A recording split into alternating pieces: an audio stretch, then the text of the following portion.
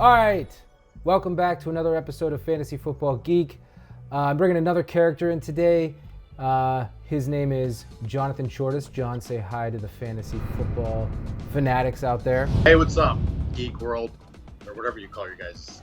We don't have a name yet. We're just all addicts, fantasy football addicts. Right I'm on. gonna change my name to that. That's really accurate, actually. So, all right, today we're talking about value wide receiver picks, and we each have 3 picks that we think are going to outperform their ADP and possibly, win you your fantasy leagues. I'm going to kick it off with a guy that is a oldie but a goodie, and a guy named Larry Fitzgerald. I know, Larry Fitzgerald. Larry Fitzgerald is going to be lining up in the slot. You're getting one of the best wide receivers ever to play the game. He's an incredibly intelligent football player. He's going to be lining up against linebackers and nickelbacks that really have no business covering him. Hopkins is going to take the double coverage. He's going to be running free in the middle of the field using his, still elite physical abilities and his brain to just beat up on people. They're going to think they have him covered, and they're going to turn to look, and he's not going to be there anymore. He's going to be wide open like 15 yards down the field. I think, and I know this is a ballsy prediction, he could have a top 10 fantasy season. I think a top 15 easy, especially in PPR. In PPR, I think top 10. I think a top 10 fantasy season. It's a bold prediction. What do you have, around 800 yards last year? And he's getting up there. He's, 37? But Kyler Murray is one of the best young quarterbacks in the league. And then also they brought in DeAndre Hopkins. So obviously he's going to suck up a lot of coverage, and that's just going to let Fitz run wild. What is his ADP? I left out that really important information. I know it's late. We did a professional draft, and we got him. What round did we get him in? We got him stupid late. Yeah. Round 14. Yeah, pick 4. That's stealing. That's stealing. All right, who you got? When I first took a look at this, I had a completely different list of guys, and then once I started looking, I kind of changed my list up completely. I think the number one guy on my list has to be Stefon Diggs. His standard ADP is 54, PPR 64.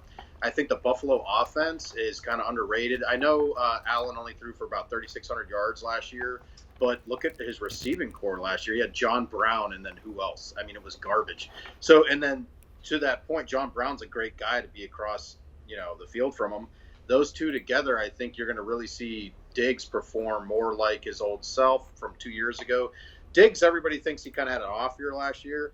If you look at the games where he was on, he was a big-time playmaker, 3 touchdown games. I mean, he is one of the best route runners in the league.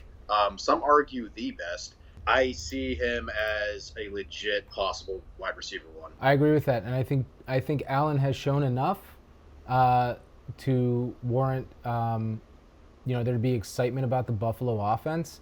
I think there is excitement about the Buffalo offense this year. I think Zach Moss is going to be a huge addition to that team, and that they're going to have a better running game this year than they had last year, which is going to take some pressure off of Allen. And that's another episode coming up. We're going to be talking about Josh Allen specifically as possibly this year's breakout quarterback. ADP for Stefon Diggs, round 5, pick 5. I've always looked at Diggs as a value wide receiver, and this year he's the number 1 in Buffalo on a team on the upswing.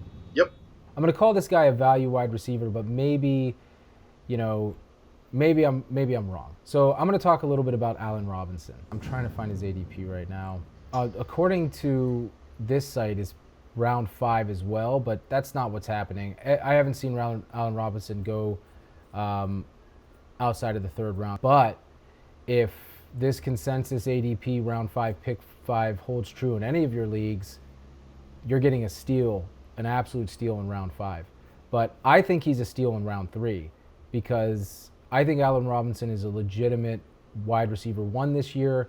I think he's going to suck up targets, receptions. Remember, before he got hurt in Jacksonville, this guy was going in the 2nd round. He was pretty much a consensus wide receiver 1 among fantasy football players. For sure. Then he got hurt. Then he ended up in Chicago. So then there was, kind of like the rebirth of him. But this year is a contract year. It's exactly where he was last year, or when he was in Jacksonville before he got hurt. This is his prove-it year. This is his big contract year. This is a great football player, a hardworking football player. He is not going to disappoint this year. Yeah, I like that a lot too. I like you're saying, Allen Robinson when he was in Jacksonville. I mean, he was legit playmaker. The biggest thing holding him back his entire career has been quarterback play. I'm interested to see how that quarterback battle shakes out in Chicago because I would love to see Foles take that job. Even last year with Trubisky, Allen Robinson was incredibly solid. I had him in a standard league. I mean, he was a wide receiver one for me the whole year. He was putting up good numbers. He had a couple off games, that happens. But I do see that offense hopefully taking a step forward. But really, yeah, you got an opportunity there for him to be a legit wide receiver one. It's shaken out exactly for that to happen. All right, who do you got next? So it gets shaky for me. I have a list of guys here. I'm trying to decide which one. I really think the guy I got to talk about is Terry McLaurin. He's kind of going under the radar big time this year. Standard 66, PPR 65. This is a wide receiver one. He's the guy there. There's nobody else. Scary Terry. I don't see any competition for targets. I know that offense is a mess.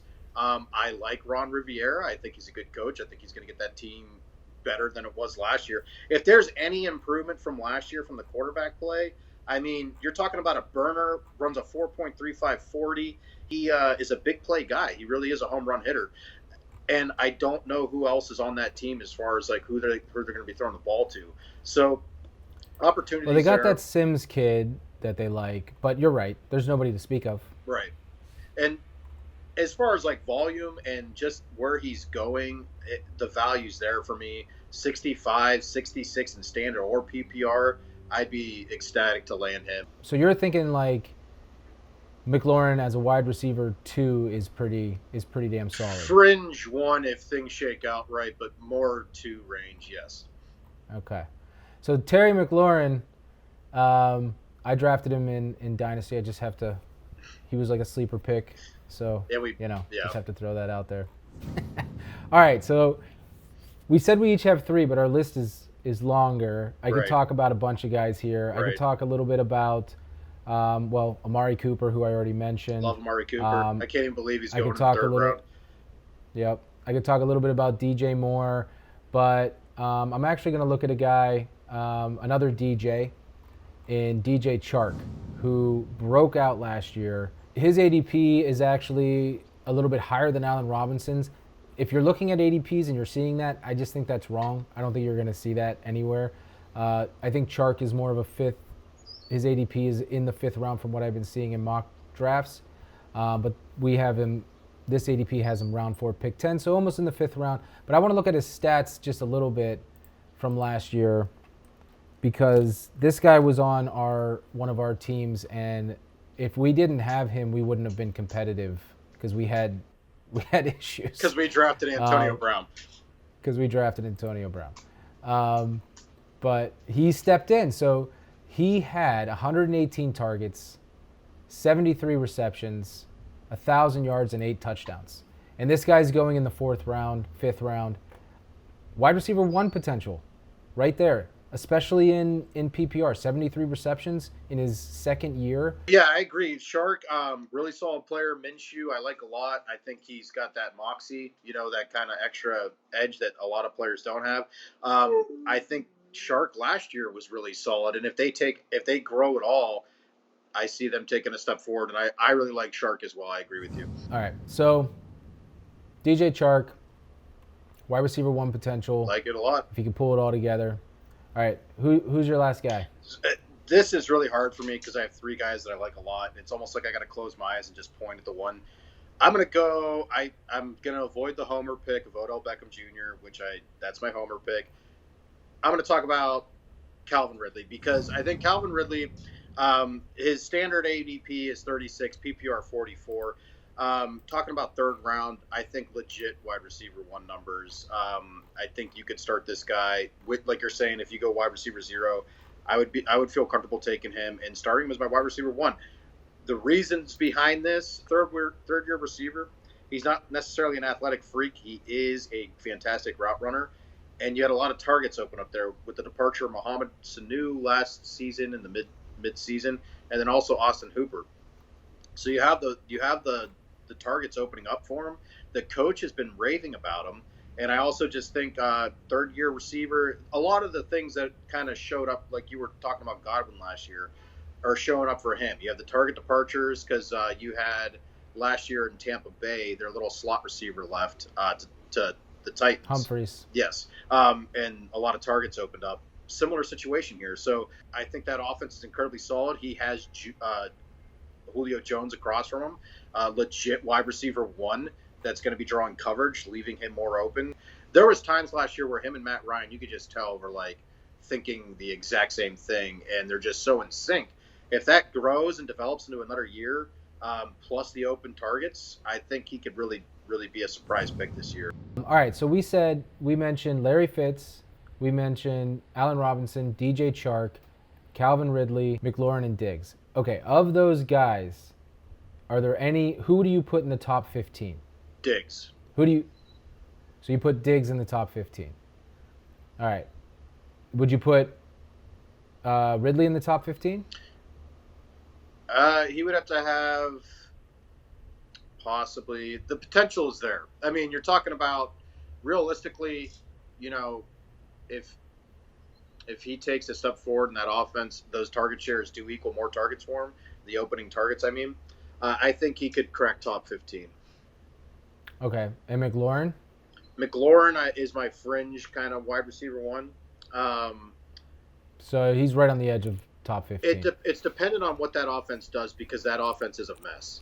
And I don't really like – the only reason I'm taking McLaurin even on this list is because I think the value is just there going – in standard and PPR around 66, pick 66, 65, I think that's too good to pass up. There's a lot of risk there, but that's why he's going so late. But I think he's a good enough player where he kind of outweighs that risk. Even if that offense is atrocious, I still think he's going to perform. So what we've been seeing in our mock drafts, and John and I have been doing a lot of mock drafts, third and fourth round are value rounds. And we're going to do an episode just on value rounds, but the third round is a extreme value round for running backs, and the fourth round is looking like a great value round for wide receivers. So just throwing that out there, we're going to break down what that means a little bit more, but there is a reality out there where you could have a team with an elite running back, like let's just throw out Ezekiel Elliott, come back around, grab an elite tight end, and then be like, back up RB2 and have somebody like Allen Robinson, DJ Chark, Amari Cooper, who we didn't really talk about, and Stephon Diggs in the next two rounds. And I think that's pretty – if you can identify a strategy around values and rounds, I think that sounds like a really solid team. Absolutely, and that's the key thing is whenever I build a championship team, I always grab somebody that – was a value pick, whether it was a running back in the 9th round or a receiver in the 3rd round. One year I grabbed Braylon Edwards in the 3rd round, and I was able to front load my roster, and that was a huge difference maker. He ended up being a legit wide receiver one, and that's really what you've got to do to build championship teams. You've got to be able to find those value picks. They're incredibly important. I can't think of one championship team that I had that didn't have some crazy value pick on it. There's a ton of value. Got to identify value. All right, guys, so thank you for tuning in to this episode. We covered some value wide receivers, some value rounds, and some other information. We're going to be bringing more to you very soon. Definitely need to be talking about running backs next. Make sure you subscribe, like, comment. We want to hear from you guys. Thanks again. Really appreciate it. See you later. Peace.